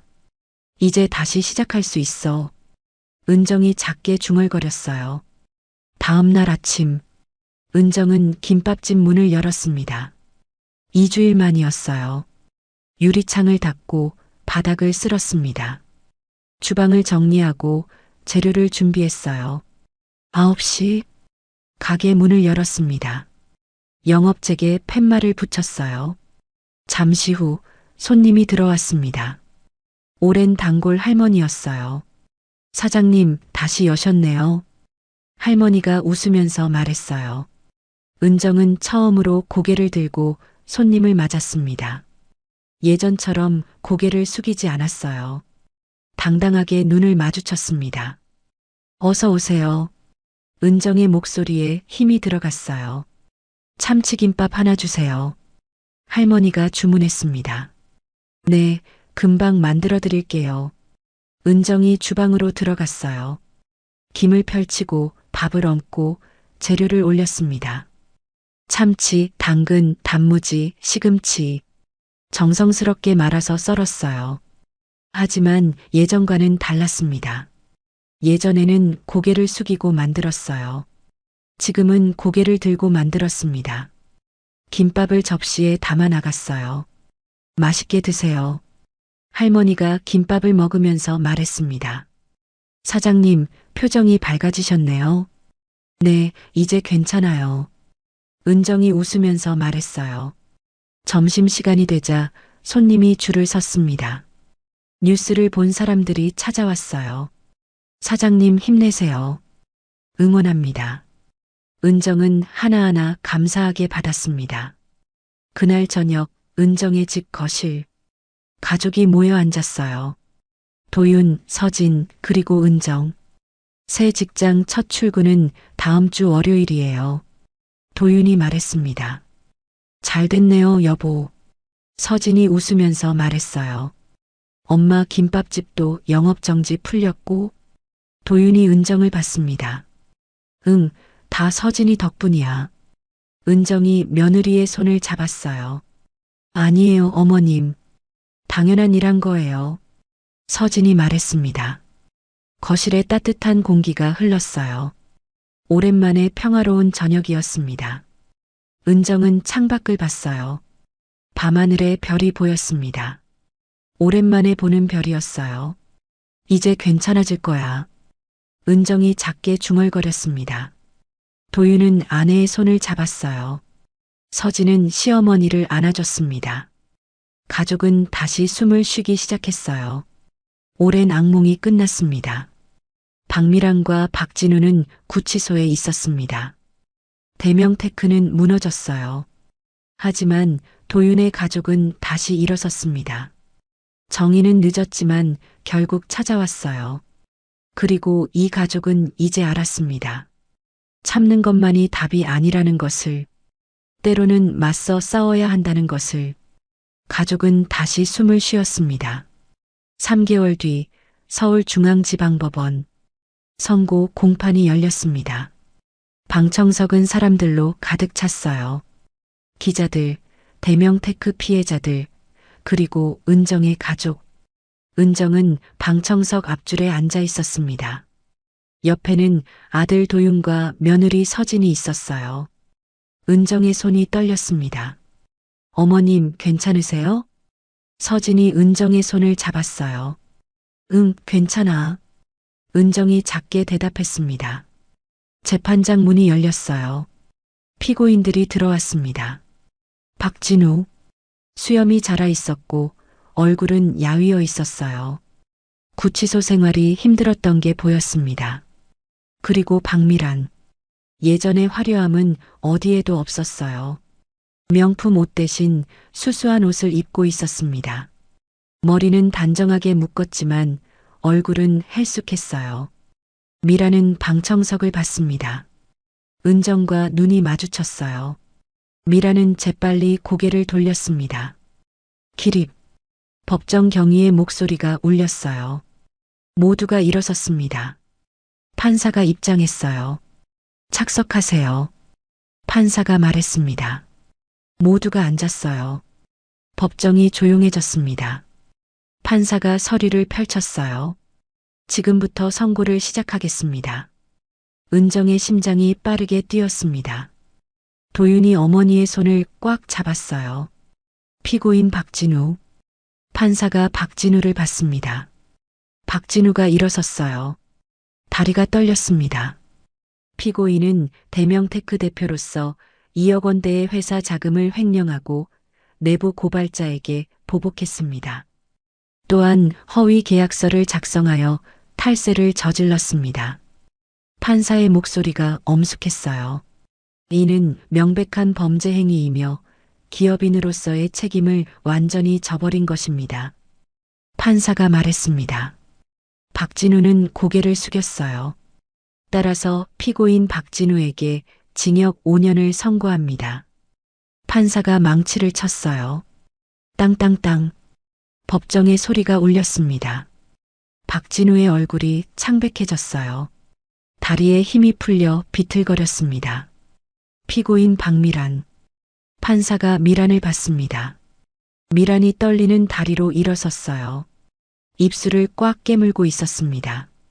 피고인은 개인적인 감정으로 타인에게 폭행을 가하고 SNS를 통해 허위 사실을 유포하여 피해자의 생계를 위협했습니다. 판사가 말했습니다. 또한 내부 고발자의 가족을 표적으로 삼아 조직적인 괴롭힘을 자행했습니다. 판사의 목소리가 단호했어요. 미라는 고개를 들지 못했습니다. 손으로 얼굴을 가렸어요. 이는 용서받을 수 없는 행위입니다. 따라서 피고인 박미란에게 징역 2년을 선고합니다. 판사가 망치를 쳤어요. 땅땅땅. 미란의 무릎이 꺾였습니다. 옆에 있던 변호사가 부축했어요. 은정은 방청석에서 그 모습을 봤습니다. 30년 동안 자신을 무시하고 괴롭혔던 미란. 동창회에서 뺨을 때렸던 미란. 그 미란이 지금 법정에서 무너지고 있었어요. 은정의 눈에 눈물이 맺혔습니다. 조용히 흘러내렸어요. 어머님. 서진이 은정을 봤습니다. 은정은 고개를 저었어요. 괜찮아. 그것은 슬픔의 눈물이 아니었습니다. 해방의 눈물이었어요. 30년 동안 짊어졌던 짐을 내려놓는 순간이었습니다. 재판을 마치겠습니다. 판사가 일어섰어요. 법정 경위가 외쳤습니다. 기립. 모두가 일어섰습니다. 판사가 퇴장했어요. 피고인들이 끌려나갔습니다. 박진우는 고개를 들지 못한 채 나갔어요. 박미란도 마찬가지였습니다. 은정은 그 뒷모습을 봤어요. 더 이상 무섭지 않았습니다. 오히려 불쌍해 보였어요. 법정을 나왔습니다. 복도에는 기자들이 몰려 있었어요. 피해자분, 한 말씀 해주세요. 기자들이 마이크를 내밀었습니다. 은정은 잠시 망설였어요. 그리고 카메라를 똑바로 봤습니다. 고개를 들고 정의는 늦었지만 결국 찾아왔습니다. 저와 같은 피해자가 더 이상 생기지 않기를 바랍니다. 은정의 목소리는 떨렸지만 단호했어요. 기자들이 사진을 찍었습니다. 플래시가 터졌어요. 은정은 그 자리에서 당당하게 서 있었습니다. 법원을 나왔어요. 햇빛이 눈부셨습니다. 은정은 하늘을 올려다봤어요. 맑은 하늘이었습니다. 엄마 고생했어요. 도윤이 어머니를 안아줬어요.